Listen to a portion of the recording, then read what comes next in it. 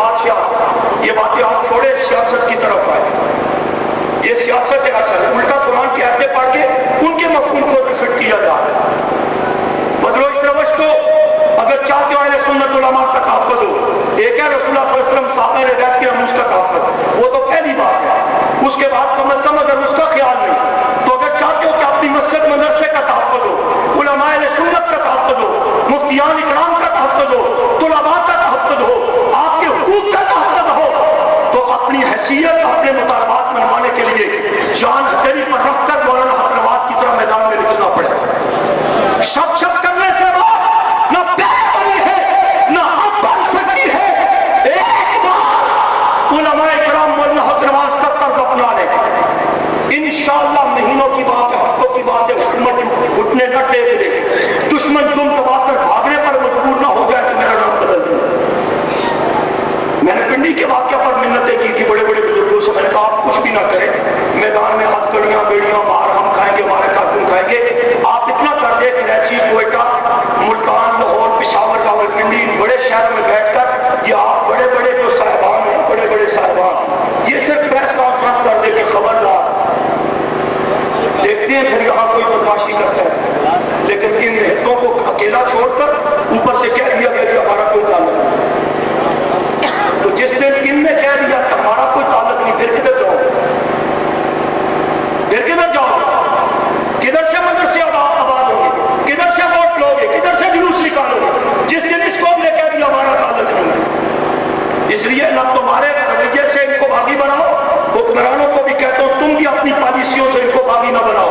یہ ابھی فی الحال مولانا احمد الجانوی صاحب دامت برکات العالیہ دیگر چند علماء اکابر کے ہاتھ کو مٹھی میں ہے. جس دن یہ ہماری مٹھیوں سے بھی باغی ہوں گے تو پھر ابھی وہ پہاڑوں والے نہیں سنبھالے جا رہے کہ ان سے بھی زیادہ سخت نکلیں گے انشاءاللہ. پھر یہ بھی نہیں سنبھالے جائیں گے. اس لیے فی الحال میرا سوال ہے راولپنڈی اسلام آباد کہ میرے علماء، میری جماعت کے علماء کے ساتھیوں کے قاتل کہاں ہیں؟ راولپنڈی انتظامیہ، اسلام آباد انتظامیہ کیا کر رہی ہے؟ روز ہمیں کہہ دیا جاتا جی بس چیک کر رہے، جی بس پتہ کر رہے، جی بس فلاں کر رہے. ان کا کوئی کتا بھی مر جائے تو پورے ملک میں کھلبلی مچ جاتی، اس کو کہا، اس کو پکڑو، اس کو گرفتار کرو، اس کو الٹا رکھاؤ، یہ کرو وہ کرو. اور ابھی چند مہینے سے یہ قتل و غارت سر عام چل رہی ہے اور ہم نشاندہی بھی کر رہے ہیں. دلگتی ہاسٹلوں پر چھاپے مارو، فلاں جگہ پر جاؤ، ادھر دشمن بیٹھا، ادھر مسلح بیٹھے، ادھر بیٹھے، امام مارو کی نشاندہی کی. ایک جگہ پر بھی پیشرفت نہیں. کیا پیغام دینا چاہتے ہو کہ ایران کے ساتھ جو نواز شریف کا معاہدہ ہے، اس معاہدے میں یہ باتیں شامل ہیں کہ ہم آپ کو زندہ باد کہیں گے، آپ ہمیں کہنا، اور ہم مل کر کے ان کو ماریں گے اور مروائیں گے. تو یہ بھی بھول ہے تمہاری. اتنی آسانی کے ساتھ ہاتھ باندھ کر کے ہم بھی مار بھی کھاتے رہیں گے. ہمیں بھی قرآن پاک اللہ نے پڑھنا سکھایا ہے اور علماء نے، بزرگوں نے، ساتھوں نے ہمیں بھی قرآن بتایا ہے. فَيَقْتُلُونَ وَيُقْتَلُونَ کا معنی، اس کی تشریح، اس کی تفسیر اچھی طرح یہ علماء، یہ طلباء، یہ ساری عوام جانتی ہے. اس لیے اپنا طرز عمل بدلو. پولیو پر محنت کرنے کے بجائے مساجد مدارس کی حفاظت کرواؤ. وہاں کر محنت دینے کے بجائے مساجد مدارس کی. اور تمہارا آرڈیننس اگر اس مذہبی طبقے کے خلاف ہی تم نے بنایا ہے، اگر اس کے خلاف عملاً استعمال ہوا، یہ تمہیں مہنگا پڑے گا، لے ڈوبے گا، تمہاری حکومت کے لیے خود مشکلات پیدا ہوں گی. اس لیے یہ طرز عمل چھوڑو. اور میں عوام سے بھی ایک بات کہنا چاہتا ہوں، ہمارے مذہبی طبقے سمیت الیکشن یاد کر پھر یاد آ جاتی ہے مسلم لیگ. جی وہ ہے تو نہیں آپ نے، وہ دوسرے تو نہیں آپ نے، یہ آپ نے. ساتھ یہ بھی کہتے ہیں یہ وہی ہیں جنہوں نے ہمارے کابل کو بھی دھوکہ دیا، لیکن ساری الیکشن مہم خود جا کر چلواتے ہیں. ذرا اس بار آنے والے الیکشن میں کہہ دو نا کہ جناب اپنے ایران میں جا کر کے کہا تھا کہ میرا مذہب جو ہے ایران والوں کے ساتھ ملتا ہے، ہمارا اور آپ کا مذہب ایک ہے. تو اس سے کہو نا جن کے ساتھ مذہب ملتا ہے ووٹ بھی ان سے لو. ہمارے پاس کیا لینے آتے ہو؟ یہ کہنا چاہیے نہیں کہنا چاہیے؟ ہاں مولانا فاروقی صاحب آگے، میں تو مہمان تھا، اور مہمان نہیں، مہمان وہ تھے، میں میزبان تھا، لیکن بس چند باتیں میں نے کہہ دی، تمہید باندھی تھی اس لیے کہہ دی. جہاں تک رہ کی بات شہداء کی، تو صحابہ کرام، اہل بیت عظام اور 1400 سال کے علماء کی شہادتیں، ماضی قریب تک ہماری قیادت کارکنوں کی شہادتیں، یہ سارا کچھ ہمارے لیے مشعل راہ ہے. اس کو لے کر ان کا طرز عمل اپنا کر، کوئی علمیت کی لائن میں چلتے ہوئے جان دے گیا تو اس کا طرز عمل اپناؤ. کوئی قاری ناصر کی طرح سادگی میں جان دے گیا، پیدل چل چل کے صحابہ کے عصمت کے نعرے لگاتا تھا اور جلسے کرواتا تھا. کوئی سلطنت میں جان دے گیا تو اس کا انداز اپنا لو, کوئی درویش کی طرح درویش بن کے جان دے گیا تو اس کا انداز اپنا لو, کوئی مفتی منیر صاحب اور مفتی اشتیاق صاحب کی طرح اپنی علمیت اور درس قرآن, تعلیم و تدریس و تقریر کے ذریعے دین کا دفاع, صحابہ کی رموز کا محبت کرتے ہوئے جان دے گیا تو علماء طبقہ ان کا طرز اپنا لے. اور کوئی قاری اسد محمود کی طرح, قاری سہیل معاویہ کی طرح کوئی جان دے گیا ہے قاری عارف کی طرح تو قرہ حفاظ ان کا طرز عمل اپنا لے. اور کوئی ابو بکر جیسا خوبصورت جوان اپنی جوانی کو لٹا گیا ہم سے زیادہ کام کرتے ہوئے, ہمیں تو جانے کے بعد پتہ لگا کہ وہ مشن اور موقع میں کتنا متحرک تھا, کتنی محنت کر رہا تھا. عام نوجوان کے لیے سبق ہے, وہ اس سے سبق لے کر طرز عمل کو اپنائے. میں یہ جملے چند کہہ کر بات ختم کرتا ہوں. حضرت رسول اللہ صلی اللہ علیہ وسلم کے صحابہ میں بھی اور ہمارے اکابر میں بھی مثالیں موجود ہیں, ان کو نمونے کے طور پہ سامنے رکھو.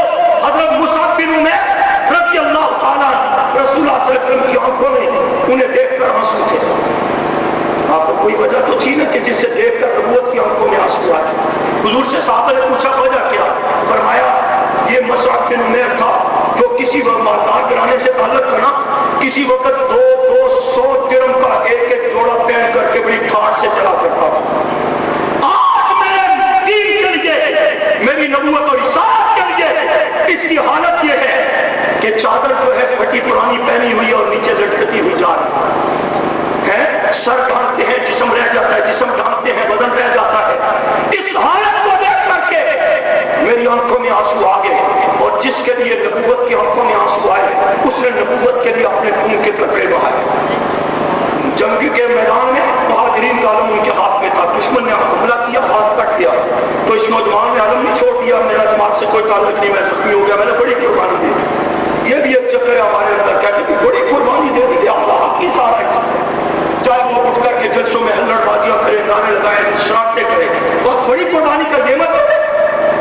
انہیں بھی میں کہتا ہوں تم بھی سورۃ انفال سورۃ توبہ کے مطالعے کیا کرو, تمہیں پتہ لگے دین پر چلنا کہنا ہے. اذ اعجبتکم کثرتکم فلم تغنی عنکم شیئا وضاقت علیکم الارض. اس موقع پر صحابہ نکلے بڑی سوچ لے کر کے, ایسی بڑیاں قربانیاں دیتی ہیں اگے اسی تھوڑے ہوندے سے کمی جت کے آندے سے آتا سی ہے ہی بڑے سارے ایسی دیتے ایسی کافرہ دی پھیرن گے. اللہ کو یہ انداز پسند نہیں ہے. ابھی یہ باتیں ہو رہی تھی, دشمن چھپ کر کے بیٹھا ہوا تھا, زوردار حملہ جو شروع کیا, قرآن نے جملہ استعمال کیا طاقت علیہم اللہ. صحابہ کے لیے اتنا کھلا میدان تھا مگر سر چھپانے کی جگہ نہیں ملی. میں نہیں سمجھتا کہ یہ صحابہ کرام کے لیے گرفت تھی, یہ میرے اور آپ کے لیے سبق تھا. اگر کسی نے بہادری دکھائی ہے, قربانی دی ہے, اللہ سے خیر مانگے کہ اللہ قبول کر. ہم تو 28 سال سے چل رہے ہیں, ہماری حالت تو یہ, ہم یہ کہتے ہیں کہ بس کچھ بھی نہیں ہوا, کچھ کر نہیں سکے, کچھ کہہ نہیں سکے, کچھ بیان نہیں ہو سکا, کچھ قربان نہیں ہو سکا, کچھ بھی تو نہیں کر سکے. بس تبلیغی جماعت والوں کی طرح آوازیں لگا رہے, جاگتے رہو بھائی, جاگتے رہو, جاگتے رہو, کچھ بھی نہیں کیا. اور نہ ہمارے اوپر ذمہ داریاں اس سے بڑی. اس لیے میں کہتا ہوں مصعب بن عمیر ہاتھ کٹ گیا, زخمی ہو کے پیچھے نہیں ہٹے, دوسرے ہاتھ سے قلم پکڑ لیا, دشمن نے اس پر بھی وار کیا, وہ ہاتھ بھی کٹ گیا, پھر بھی پیچھے نہیں ہٹے, میدان نہیں چھوڑا, بلکہ کٹے ہوئے دونوں ہاتھوں سے پرچم اٹھا کر علم اسلام اٹھا کر سینے سے لگا کر منہ کا سہارا دے کر اس کو بلند رکھا. دشمن نے تیر مارا, جام شہادت نوش کر لیا, لیکن جب زندہ تھے اس وقت تک علم اسلام نیچے گرنے بولو نہیں دیا. بے شمار واقعات مولانا نبی بیان کریں گے. عبداللہ بن رواحہ 3 امیروں کے ساتھ آخری امیر, جب میدان میں ڈپٹی لگی 2 امیر شہید ہو گئے, ان کے ساتھ بھی یہ ہوا. علم اسلام لے کر کھڑے ہوئے تو ایک دم ذہن میں آیا